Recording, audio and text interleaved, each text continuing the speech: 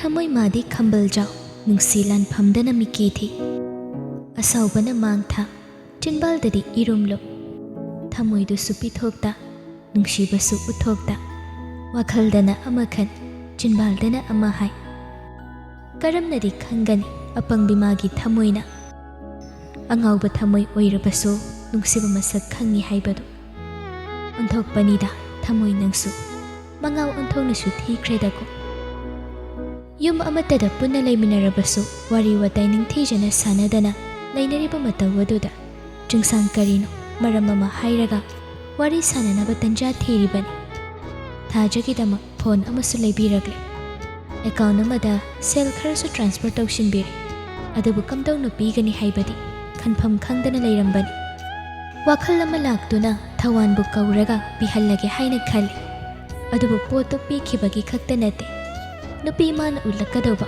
mataudu yengningbagi thawaina tawge yauna tawribani adubu thajana tasengna mana piriba singdu law haiba yadana mari tawraga leibagi mataw aduda jingsang sawninglaktuna kadagi thoklei aduga thajagi ka tamna khonglei thuna praprap lai somdasu thajadu thawan hek chatkibaga kagi thongdu amuk lonsil mamai kadu suklap tawraga machindasu murum sol kaino pano sibo piningadi asana piba yadabraba aduga lauri pamde herasu sawba sai sawbuna mana hawraga aibu thawangi mamangda aranba tahana hanerisi lauri yamda mana piba podamda suklau hek laurai machindu murum solaga pamangda hekka khatke tawbagani thongdo amuk kokok thilakpaduda thaja handang mukti asawba maga loinana thongjul maya tamna praprap lai machindasu murum sonba lepte amuk su thari haibanida mari leiradi masala piba yadabra haibani laurui sumlau hel urayena wadu ngangna thongdu phat hangdokpaga thawanbu ngange khan machin ka thoklambadu jungsang oina leptuna leirambadu da thaja punga khek ngakre sauna wahai khara haige haina khalambadasu pungkaw kawba makai jungsangbu yengduna lei jungsangdi thajabu hek ubaga asawbudu phudokpa hawi keino phone lawra hisa khondaduda thajasu nasaidagi sauningaga leirambaga jungsangbu yenglaga khumlei sisina phamleite adugeni wado hairaga thaja mamaidu nakal maramda leithoklaga leiki jungsangsu thajagi paukhum maduda makha tare hujigi matamse chithi thanabagi matam natrabani gyan tabrana adu kai tawrage ayimda dakar tade haibani dakar tade kan phone pai jodi kamaina pauphongna bya dawrige wahaidu da thaja kari khumgani khumpham khangde kari maramgi kanaga pau phongnaba mathau tariba kupthana hangningba phaure adubu mayamduna thairaga tapna haire pau phongnanaba mi amta leiti aduge haibani mafamsida aiga khangnaba khanamta leiti haiba khangi natro miga phongno haibanati aiga phongnanaba khangra wadu hairaga jingsa thajagi makhuto phat lauraga phone du namdana pisil thaja su jingsangi wahaidu tabada kari khumgani khumpham khangde makhuta phone du namdana pisilakli badu lauroi haina ningai tawduna leithokpasu ngamdre wadi ngangda nipa magi matawadubu munna yengduna le jungsang mahakti nupi magi haina tanaba yadaba manba matawaduda sauningbana thamoida leiriba kharadu athingba leita haidokhrabani adubu thangnaba mikopta hairiba wahai singdu nakal amaromda puthoknaba hone aina haibadi nangna sidagi thokrasu nangi khongthang khuding kupna yengsinabani nangbu aina irai laina thadokadauba nati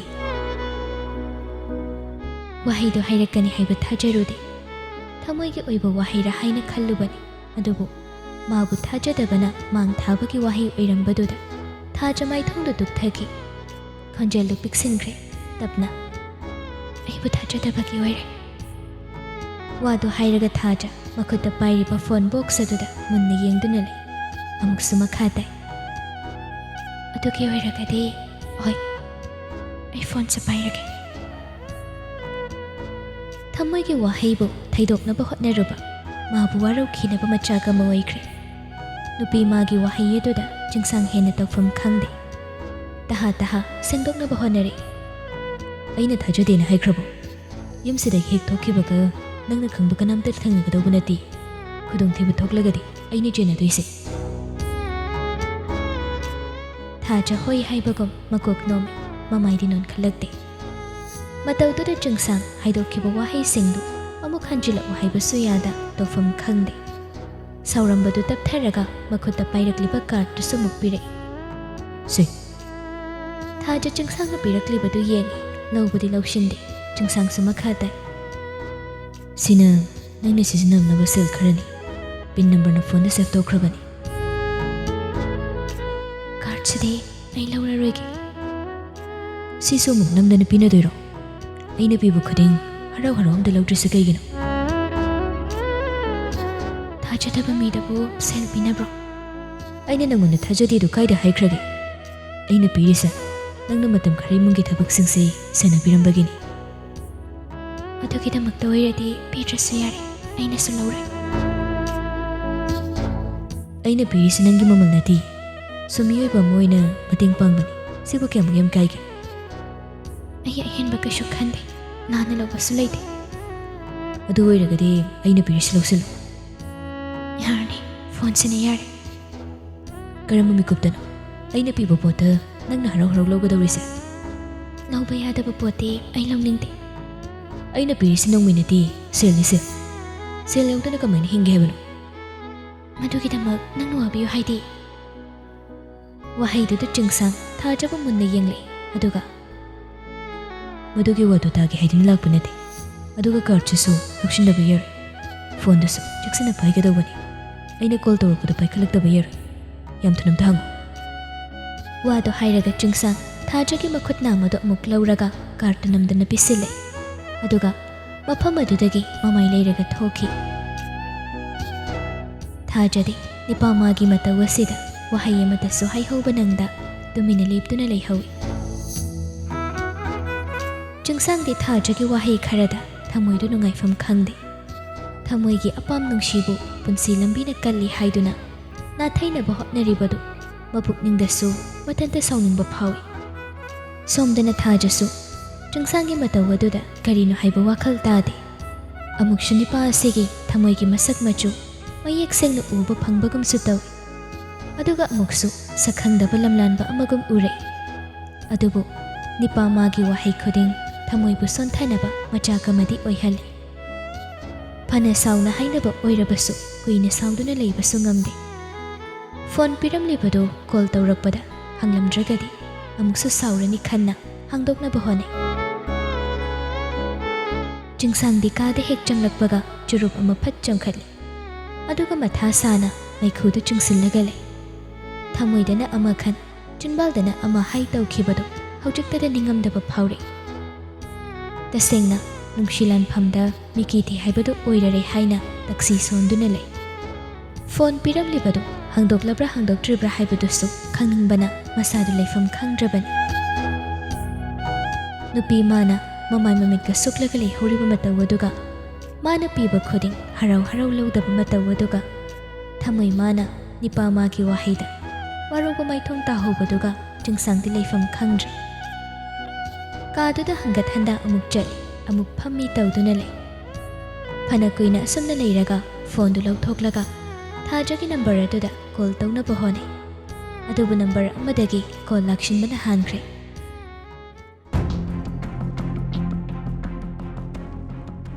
Chingsang call tawrakliba number do ubada maithongi mamidu tonganba sakpham amada onki. Hello hello te kai paulere te nupi handudi mayum asengbada imung manunga macha singa punna lei. Aduga hojik leminarisina atombi yoramale. Wadu madhabigi warini Chingsang sumakha hanglei. Nupi ani makki maramdadi kari pau phangi. Te chorokpa mabudi phangba ngami. Ahalduna teradagini hai aduga tombiduna moirangdagi. Ahaldudi imung manunga thoina lingdaba imung oiramale. Adubu tombidudi thainagi morangdagi deputy CM oiramba ibo yaimagi machanupi oiramale. ꯄꯥꯎꯗꯨ ꯇꯝꯂꯛꯄꯗ ꯃꯥꯙꯕꯤꯒꯤ ꯁꯛꯇꯝꯗꯨ ꯃꯤꯠꯃꯥꯡꯗ ꯎꯔꯛꯏ꯫ ꯃꯁꯛ ꯃꯇꯧꯗꯨ ꯎꯕꯗ ꯑꯆꯧ ꯑꯁꯥꯡ ꯏꯅꯥ ꯀꯩꯔꯥ ꯈꯨꯟꯕ ꯏꯃꯨꯡꯗꯒꯤ ꯂꯥꯛꯄ ꯅꯤꯡꯉꯣꯜꯅꯤ ꯍꯥꯏꯕꯗ ꯆꯥꯅꯩ꯫ ꯑꯗꯨꯕꯨ ꯆꯨꯡꯁꯥꯡꯅ ꯉꯛꯂꯤꯕꯗꯤ ꯀꯔꯤꯒꯤ ꯑꯗꯨꯒꯨꯝꯕ ꯏꯃꯨꯡꯗꯒꯤ ꯍꯧꯔꯛꯂꯒ ꯃꯤꯒꯤ ꯑꯇꯣꯝꯕꯤ ꯍꯥꯏꯕ ꯃꯤꯡꯊꯣꯜ ꯑꯗꯨ ꯐꯪꯗꯨꯅ ꯍꯤꯡꯂꯤꯕꯅꯣ? ꯃꯇꯝ ꯑꯃꯗ ꯂꯩꯕꯥꯛꯀꯤ ꯑꯉꯝ ꯑꯊꯧꯁꯤꯡꯅ ꯄꯣꯂꯤꯇꯤꯀꯦꯜ ꯒꯦꯟ ꯐꯪꯅꯅꯕ ꯍꯣꯠꯅꯕꯗ ꯃꯆꯥ ꯃꯁꯨꯕꯨ ꯈꯨꯠꯂꯥꯏ ꯑꯣꯏꯅ ꯁꯤꯖꯤꯟꯅꯔꯒ ꯊꯥꯖꯅꯤꯡꯕ ꯃꯐꯝꯗ ꯊꯥꯅꯩ꯫ ꯇꯁꯦꯡꯅ ꯆꯨꯝꯂꯕ꯭ꯔ ꯃꯗꯨꯕꯨ ꯈꯪꯅꯤꯡꯂꯛꯄ ꯐꯥꯎꯏ꯫ ꯑꯗꯨꯕꯨ ꯃꯥꯙꯕꯤꯒꯤ ꯄꯨꯟꯁꯤ ꯋꯥꯔꯤꯒ ꯆꯨꯡꯁꯥꯡꯅ ꯈꯪꯅꯤꯡꯂꯤꯕ ꯃꯌꯥꯝ ꯑꯁꯤꯒ ꯆꯥꯟꯅꯗ꯭ꯔꯕ꯭ꯔꯥ? ꯆꯨꯡꯁꯥꯡ ꯃꯥꯙꯕꯤꯒꯤ ꯃꯔꯝꯗ ꯍꯦꯟꯅ ꯀꯨꯞꯁꯤꯟꯅ ꯊꯤꯕꯒꯤ ꯃꯊꯧ ꯇꯥꯗ꯭ꯔꯦ ꯍꯥꯏꯅ ꯈꯟꯗꯣꯏ꯫ ꯐꯣꯟ ꯄꯥꯏꯔꯤꯕ ꯅꯤꯄꯥ ꯑꯗꯨꯗ ꯑꯣꯟꯁꯤꯟ ꯍꯪꯂꯛꯏ꯫ ꯑꯗꯨꯗꯤ ꯅꯨꯄꯤ ꯑꯅꯤ ꯅꯠꯇꯕꯤꯗ ꯑꯇꯣꯞꯄ ꯑꯔꯣꯟꯕ ꯀꯅꯥ ꯀꯅꯥ ꯂꯩꯔꯤ ꯍꯥꯏꯕꯗꯣ ꯑꯃꯨꯛꯇ ꯊꯤꯗꯣꯛꯎ꯫ ꯑꯗꯨꯒ ꯆꯍꯤ 30ꯒꯤ ꯃꯃꯥꯡꯗ ꯀꯩ ꯇꯧꯔꯝꯃꯤ, ꯀꯅꯥꯒ ꯂꯣꯏꯅꯔꯝꯃꯤ ꯍꯥꯏꯕꯗꯨꯁꯨ ꯂꯣꯏꯅ ꯈꯪꯗꯣꯛꯅꯕ ꯍꯣꯠꯅꯧ꯫ ꯍꯣꯏꯗꯦ꯫ ꯐꯣꯟꯗꯨ ꯊꯝꯅꯈ꯭ꯔꯦ꯫ ꯑꯗꯨꯕꯨ ꯆꯨꯡꯁꯥꯡ ꯋꯥꯈꯜꯗꯗꯤ ꯀꯗꯥꯏꯗꯅꯣ ꯑꯃ ꯏꯇꯥꯎ ꯇꯥꯎꯗꯨꯅ ꯂꯩꯍꯧꯏ꯫ ꯁꯥꯡꯂꯕ ꯆꯍꯤ ꯀꯌꯥꯁꯤ ꯃꯐꯝ ꯈꯨꯗꯤꯡ ꯆꯠꯇꯨꯅ ꯃꯥꯒꯤ ꯍꯧꯔꯛꯐꯝ ꯏ ꯃꯔꯤꯗꯨꯒꯤ ꯏꯇꯤꯟꯐꯝ ꯊꯤꯗꯨꯅ ꯉꯁꯤꯁꯨ ꯂꯥꯛꯂꯤꯕꯗꯨ ꯂꯪꯂꯥ ꯂꯪꯖꯤꯟ ꯑꯃꯠꯇ ꯈꯪꯕ ꯉꯝꯕꯒꯤ ꯃꯃꯤ ꯑꯃꯠꯇ ꯎꯔꯛꯇꯕꯗꯨꯗ ꯆꯨꯡꯁꯥꯡ ꯋꯥꯈꯜꯗꯨ ꯏꯇꯨꯛ ꯇꯨꯛꯊꯔꯛꯏ꯫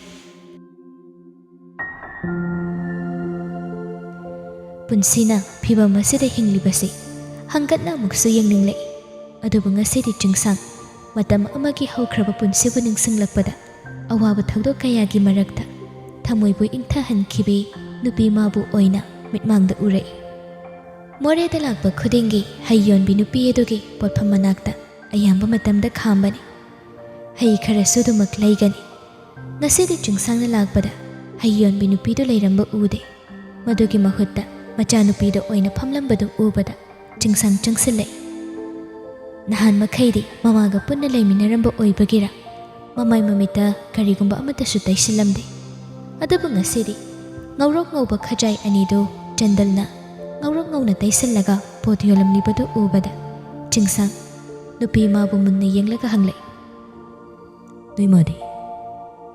ꯊꯥꯖ ꯆꯨꯡꯁꯥꯡꯕꯨ ꯃꯔꯛ ꯃꯔꯛꯇ ꯎꯕꯗꯒꯤ ꯃꯁꯛ ꯈꯔꯗꯤ ꯈꯪꯏ꯫ ꯑꯗꯨꯕꯨ ꯃꯨꯟꯅ ꯈꯪꯅꯕ ꯃꯤꯑꯣꯏꯗꯤ ꯑꯣꯏꯗꯕꯅ ꯍꯪꯂꯤꯕ ꯋꯥꯍꯪꯗꯨ ꯇꯦꯟꯇꯛꯅ ꯈꯨꯝꯂꯛꯏ꯫ ꯌꯨꯝꯗ꯫ ꯅꯪ ꯄꯣꯠ ꯌꯣꯟꯕ ꯍꯩꯕ꯭ꯔꯣ? ꯑꯗꯨꯗꯤ ꯅꯪꯒꯤ ꯍꯩ ꯃꯌꯥꯝꯁꯦ ꯂꯨꯄꯥ ꯀꯌꯥꯒꯤꯅꯣ ꯍꯥꯏꯔꯛꯑꯣ꯫ ꯀꯩꯒꯤꯅꯣ? ꯀꯩꯅꯣ? ꯄꯣꯠ ꯂꯩꯕ ꯂꯥꯛꯄ ꯃꯤꯅ ꯃꯃꯜ ꯍꯪꯉꯒ ꯀꯩꯒꯤꯅꯣ ꯍꯪꯅꯕ꯭ꯔꯣ? ꯑꯗꯨꯕꯨ ꯄꯣꯠ ꯌꯣꯟꯕ ꯍꯩꯕ ꯀꯧꯕ꯭ꯔꯣ? ꯂꯣꯏꯅꯃꯛꯀꯤ ꯃꯃꯜ ꯍꯪꯉꯤꯗꯣ ꯂꯣꯏꯅ ꯂꯩꯒꯦ ꯍꯥꯏꯔꯣ? ꯂꯣꯏꯅ ꯂꯩꯔꯒꯦ꯫ ꯍꯩ ꯃꯌꯥꯝꯗꯨ ꯂꯣꯏꯅ ꯂꯩꯔꯒꯦ ꯍꯥꯏꯔꯛꯄꯗꯨꯗ ꯊꯥꯖ ꯆꯨꯡꯁꯥꯡꯕꯨ ꯏꯪꯉꯉꯛꯅ ꯌꯦꯡꯂꯛꯏ꯫ ꯅꯨꯡꯁꯥꯅꯒ ꯁꯥꯕꯒ ꯃꯃꯥꯏꯗ ꯇꯩꯔꯤꯕ ꯆꯟꯗꯜꯗꯨꯒ ꯇꯔꯥꯎ ꯇꯔꯥꯎꯕ ꯃꯤꯠꯁꯅꯥ ꯑꯅꯤꯗꯨꯅ ꯅꯤꯄꯥ ꯃꯥꯕꯨ ꯊꯥꯖꯗꯕ ꯃꯤꯠꯌꯦꯡ ꯑꯃꯅ ꯌꯦꯡꯂꯛꯂꯤꯕꯗꯨ ꯆꯨꯡꯁꯥꯡ ꯅꯣꯛꯐꯦꯠ ꯇꯧꯔꯒ ꯑꯃꯨꯛꯁꯨ ꯍꯥꯏꯔꯛꯏ꯫ ꯍꯟꯗꯛꯃꯨꯛꯇꯤ ꯃꯥꯏꯊꯣꯡꯒꯗꯨ ꯅꯣꯛꯐꯦꯠ ꯇꯧꯔꯒ ꯅꯨꯄꯤ ꯃꯥꯒꯤ ꯃꯃꯥꯏ ꯃꯅꯥꯛ ꯈꯖꯤꯛꯁꯨ ꯆꯪꯁꯤꯜꯂꯒ ꯍꯥꯏꯔꯛꯄꯅꯤ꯫ ꯅꯪꯒꯤ ꯍꯩꯁꯤꯡꯁꯦ ꯑꯩ ꯂꯣꯏꯅ ꯂꯩꯖꯔꯒꯦ, ꯌꯥꯕ꯭ꯔꯣ? ꯊꯥꯖ ꯇꯞꯅ ꯁꯤ ꯂꯣꯏꯅꯃꯛꯁꯤꯔꯣ? ꯍꯣꯏꯅꯦ, ꯂꯣꯏꯅꯃꯛꯇꯣ꯫ ꯑꯗꯨꯗꯤ ꯌꯥꯝꯃꯟꯗ꯭ꯔꯣ? ꯌꯥꯝꯅ ꯂꯩꯒꯗꯧꯕꯒꯤꯅꯤ꯫ ꯑꯩꯕꯨ ꯀꯅꯥꯅ ꯑꯁꯨꯛ ꯌꯥꯝꯅ ꯆꯥꯅꯒꯦ? ꯆꯥꯛꯍꯥꯎꯁꯨ ꯑꯣꯏꯗ꯭ꯔꯣ? ꯄꯣꯠ ꯌꯣꯜꯂꯒ ꯄꯣꯠꯇꯨꯒꯤ ꯑꯐ ꯐꯠꯇ ꯄꯨꯛꯆꯦꯜ ꯁꯦꯡꯅ ꯍꯩꯔꯛꯄꯁꯤ ꯊꯥꯖꯅ ꯑꯍꯥꯟꯕ ꯑꯣꯏꯔꯝꯒꯅꯤ꯫ ꯂꯩꯒꯦ ꯍꯥꯏꯔꯤꯕꯗꯨ ꯍꯦꯛꯇ ꯌꯣꯟꯁꯤꯜꯂꯛꯄꯒꯤ ꯃꯍꯨꯠꯇ ꯏꯆꯝ ꯆꯝꯅ ꯍꯩꯔꯛꯄꯗꯨꯗ ꯆꯨꯡꯁꯥꯡ ꯅꯣꯛꯐꯦꯠ ꯇꯧꯅ ꯁꯣꯏꯗ, ꯑꯩ ꯏꯊꯟꯇ ꯆꯥꯒꯗꯧꯕ ꯅꯠꯇꯦ꯫ ꯑꯗꯨ ꯅꯪꯗꯤ ꯅꯊꯟꯇ ꯁꯨꯝ ꯂꯩꯗꯨꯗꯤ? ꯅꯨꯄꯤ ꯃꯆꯥ ꯑꯁꯤꯅ ꯃꯥꯕꯨ ꯈꯪꯂꯒ ꯂꯩꯔꯝꯕꯗꯨꯗ ꯆꯨꯡꯁꯥꯡ ꯃꯈꯥ ꯇꯥꯏ꯫ ꯅꯪꯅ ꯎꯕꯗ ꯑꯩ ꯏꯊꯟꯇ ꯂꯩꯕꯒꯤ ꯋꯥꯅꯤ, ꯃꯤ ꯑꯇꯩ ꯃꯌꯥꯝ ꯑꯃ ꯂꯩ꯫ ꯅꯪ ꯃꯣꯔꯦꯗꯒꯤꯔꯣ? ꯅꯠꯇꯦ꯫ ꯀꯥꯏꯗꯒꯤ? ꯏꯝꯐꯥꯜꯗꯩꯅꯤ꯫ ꯑꯗꯣ ꯉꯁꯤꯗꯤ ꯃꯥꯏꯗꯤ ꯆꯟꯗꯜꯒ ꯇꯩꯔ ꯂꯩꯔꯝꯃꯤꯁꯦ ꯀꯩꯒꯤꯅꯣ? ꯅꯍꯥꯟꯈꯩꯗꯤ ꯇꯩꯕ ꯎꯗꯦ꯫ ꯅꯍꯥꯟꯈꯩꯗꯤ ꯅꯨꯡꯊꯤꯜꯗ ꯁ꯭ꯀꯨꯜ ꯍꯜꯂꯛꯑꯒ ꯂꯥꯛꯄ ꯑꯣꯏꯕꯒꯤ ꯇꯩꯔꯕꯅꯤ꯫ ꯉꯁꯤꯗꯤ ꯑꯌꯨꯛꯇꯒꯤ ꯑꯩꯅ ꯄꯣꯠ ꯌꯣꯜꯂꯤꯅꯤ, ꯑꯗꯨꯒꯤ ꯇꯩꯕ꯫ ꯋꯥꯔꯤ ꯁꯥꯟꯅꯔꯤꯉꯩ ꯇꯟꯖꯥ ꯑꯗꯨꯗ ꯆꯨꯡꯁꯥꯡꯒ ꯂꯥꯛꯃꯤꯟꯅꯕ ꯅꯨꯄꯥ ꯑꯗꯨꯅ ꯀꯧꯔꯛꯄꯗꯨꯗ ꯁꯥꯟꯅꯔꯝꯕ ꯋꯥꯔꯤꯗꯨ ꯃꯔꯛ ꯊꯠꯈ꯭ꯔꯦ꯫ ꯊꯥꯖꯁꯨ ꯋꯥꯗꯨ ꯉꯥꯡꯅ ꯉꯥꯡꯅ ꯍꯩꯁꯤꯡꯗꯨ ꯈꯥꯎ ꯑꯆꯧꯕ ꯑꯃꯗ ꯍꯥꯞꯆꯤꯟꯅꯕ ꯍꯣꯠꯅꯕꯅꯤ꯫ ꯆꯨꯡꯁꯥꯡꯅ ꯂꯣꯏꯅ ꯂꯩꯖꯔꯒꯦ ꯍꯥꯏꯔꯛꯄꯗꯨꯗ ꯃꯃꯜꯁꯨ ꯍꯣꯡꯅ ꯄꯤꯊꯣꯛꯄꯤꯔꯛꯏ꯫ ꯍꯩꯁꯤꯡꯁꯦ ꯂꯣꯏꯅ ꯂꯩꯕꯒꯤ ꯂꯨꯄꯥ 100 ꯇꯥꯔꯕꯅꯤ, ꯂꯨꯄꯥ 500ꯗꯪ ꯄꯤꯕꯤꯔꯝꯃꯨ꯫ ꯆꯨꯡꯁꯥꯡꯁꯨ ꯊꯥꯖꯅ ꯄꯤꯔꯛꯄ ꯍꯩ ꯍꯥꯞꯄ ꯈꯥꯎꯗꯨ ꯂꯧꯔꯒ ꯂꯨꯄꯥ 500 ꯆꯠꯄꯤ ꯑꯃ ꯄꯤꯔꯝꯃꯤ꯫ ꯊꯥꯖꯁꯨ ꯍꯔꯥꯎ ꯍꯔꯥꯎ ꯂꯧꯁꯤꯟꯍꯧꯏ꯫ ꯆꯤꯡꯁꯥꯡꯁꯨ ꯃꯥꯏꯊꯣꯡꯗꯨ ꯅꯣꯛꯐꯦꯠ ꯇꯧꯔꯝꯂꯒ ꯂꯥꯛꯏ꯫ ꯆꯤꯡꯁꯥꯡꯒ ꯂꯥꯛꯃꯤꯟꯅꯕ ꯅꯤꯄꯥ ꯑꯗꯨꯗꯤ ꯆꯤꯡꯁꯥꯡꯅ ꯍꯩ ꯂꯩꯔꯒ ꯍꯦꯛꯇ ꯍꯜꯂꯛꯄꯗꯨꯗ ꯉꯁꯤꯁꯨ ꯑꯃꯨꯛ ꯈꯪꯂꯛꯏ꯫ ꯀꯩꯅꯣ ꯉꯁꯤꯗꯤ ꯗꯨꯀꯥꯟꯗꯨꯃ ꯂꯣꯏꯅ ꯊꯥꯡꯉꯒ ꯄꯨꯔꯛꯄ ꯅꯪꯕꯣ? ꯑꯍꯣꯏ ꯑꯗꯨꯗ ꯇꯥꯔꯦ꯫ ꯆꯤꯡꯗ ꯃꯥꯟꯗ ꯍꯥꯏꯕꯗꯣ ꯅꯪ ꯇꯧꯔꯦꯅꯦꯀꯣ꯫ ꯃꯃꯥꯁꯨ ꯂꯩꯔꯝꯗꯦ, ꯃꯆꯥꯅꯨꯄꯤꯗꯨꯅ ꯃꯊꯟꯇ ꯑꯌꯨꯛꯇꯒꯤ ꯄꯣꯠꯁꯤ ꯌꯣꯜꯂꯤꯅꯤ ꯍꯥꯏꯕꯗꯨꯗ ꯅꯨꯡꯉꯥꯏꯇꯗꯅ ꯂꯣꯏꯅ ꯂꯩꯕꯤꯔꯕꯅꯤ꯫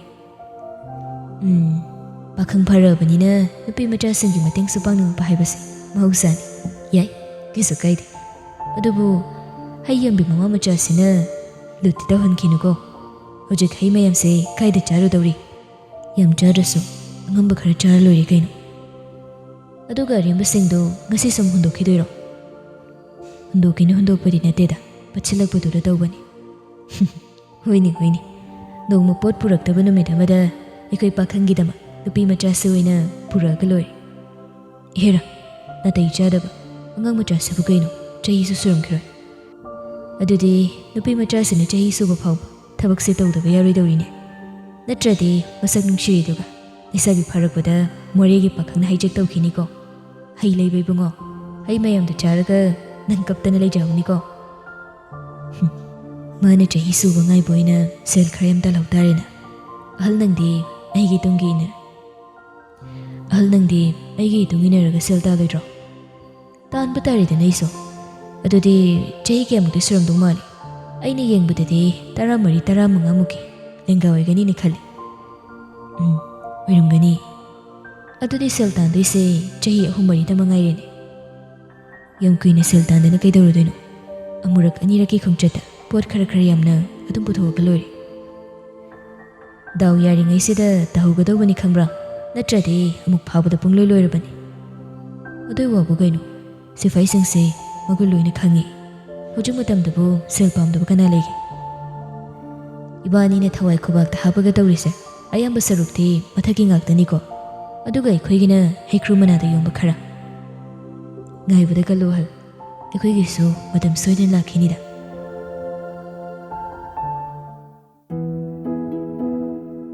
ꯃꯇꯝꯗꯨ ꯅꯤꯡꯁꯤꯡꯂꯛꯄꯗ ꯆꯤꯡꯁꯥꯡ ꯉꯁꯤꯁꯨ ꯅꯣꯛꯐꯦꯠ ꯇꯧꯏ꯫ ꯉꯁꯥꯏ ꯃꯈꯩ ꯊꯥꯖꯗ ꯁꯥꯎꯔꯝꯕꯗꯨ ꯈꯨꯗꯛꯇ ꯐꯈꯤꯕꯒꯨꯝ ꯋꯥꯈꯜ ꯄꯨꯛꯅꯤꯡꯗꯨ ꯉꯥꯏꯍꯥꯛ ꯑꯗꯨꯗ ꯄꯨꯛꯅꯤꯡ ꯍꯦꯛ ꯏꯪꯊꯍꯜꯂꯤ꯫ ꯑꯁꯤꯒꯨꯝꯕ ꯅꯨꯄꯤ ꯃꯥꯒꯤ ꯃꯒꯨꯟ ꯑꯁꯤꯗꯅꯤ ꯆꯤꯡꯁꯥꯡꯅ ꯍꯥꯏꯐꯝ ꯈꯪꯗꯅ ꯅꯨꯡꯁꯤꯕ ꯉꯥꯎꯖꯕ ꯐꯥꯎꯔꯤꯕ꯫ ꯉꯁꯤꯁꯨ ꯄꯨꯝꯅꯃꯛꯇꯨ ꯂꯦꯡꯗꯅ ꯂꯩꯔꯤ꯫ ꯑꯗꯨꯕꯨ ꯅꯨꯄꯤ ꯃꯍꯥꯛ ꯈꯛꯇꯅ ꯈꯪꯕꯤꯗꯕꯒꯤ ꯋꯥꯇꯅꯤ꯫ ꯊꯥꯖꯅ ꯅꯨꯃꯤꯗꯥꯡꯗꯨ ꯆꯤꯡꯁꯥꯡꯒꯤ ꯃꯇꯧ ꯑꯗꯨꯗ ꯁꯥꯎꯅꯤꯡꯅ ꯐꯣꯟꯗꯨ ꯕꯣꯛꯁꯇꯨꯗꯒꯤ ꯍꯥꯡꯗꯣꯛꯏ, ꯑꯗꯨꯒ ꯑꯣꯟ ꯇꯧꯅꯕ ꯍꯣꯠꯅꯩ꯫ ꯅꯥꯀꯜꯗꯁꯨ ATM ꯀꯥꯔꯗ ꯑꯗꯨꯁꯨ ꯂꯩꯔꯤ, ꯃꯗꯨꯁꯨ ꯑꯃꯨꯛ ꯄꯥꯏꯈꯠꯂꯒ ꯌꯦꯡꯉꯤ꯫ ꯀꯥꯔꯗ ꯍꯣꯜꯗꯔꯒꯤ ꯃꯃꯤꯡ ꯑꯗꯨꯗ ꯆꯤꯡꯁꯥꯡ ꯍꯥꯏꯅ ꯏꯔꯤꯕꯗꯨ ꯍꯦꯛ ꯎꯕꯒ ꯊꯥꯖ ꯊꯃꯣꯏꯗ ꯀꯔꯤꯒꯨꯝꯕ ꯑꯃ ꯐꯥꯎꯔꯛꯄꯒꯨꯝ ꯃꯤꯡ ꯑꯗꯨꯗ ꯉꯥꯏꯍꯥꯛ ꯌꯦꯡꯉꯤ꯫ ꯑꯗꯨꯕꯨ ꯏꯀꯥꯏꯔ ꯃꯥꯜꯂꯤ꯫ ꯅꯤꯄꯥ ꯃꯥꯒꯤ ꯃꯃꯤꯡꯗꯨ ꯀꯨꯏꯅ ꯌꯦꯡꯕ ꯉꯝꯗ꯭ꯔꯗꯨꯅ ꯇꯦꯕꯜ ꯃꯊꯛ ꯑꯗꯨꯗ ꯐꯠ ꯊꯝꯂꯒ ꯃꯃꯥꯏꯗꯨ ꯁꯨꯛꯇꯣꯛꯂꯒ ꯃꯆꯤꯟꯗꯨ ꯃꯨꯔꯨꯝ ꯁꯣꯜꯂꯤ꯫ ꯐꯣꯟ ꯇꯧꯔꯛꯄꯗ ꯄꯥꯏꯈꯠꯇꯕ ꯌꯥꯔꯣꯏ ꯀꯥꯏꯅꯒ ꯃꯥꯅ ꯑꯩꯕꯨ ꯇ꯭ꯔꯦꯛ ꯇꯧꯗꯣꯏꯁꯤ ꯅꯨꯡꯇꯤꯒꯤ ꯀꯣꯜ ꯇꯧꯔꯛꯈ꯭ꯔꯥ ꯍꯥꯏꯕꯅꯤꯗ꯫ ꯑꯗꯨꯒ ꯁꯦꯜꯁꯤꯅ ꯀꯩ? ꯊꯥꯖꯗꯦꯁꯨ ꯍꯥꯏ, ꯁꯦꯜꯁꯨ ꯄꯤ꯫ ꯀꯩꯅꯣ ꯃꯥꯅ ꯍꯥꯏꯅꯤꯡꯉꯤꯁꯦ ꯑꯩꯉꯣꯟꯗ?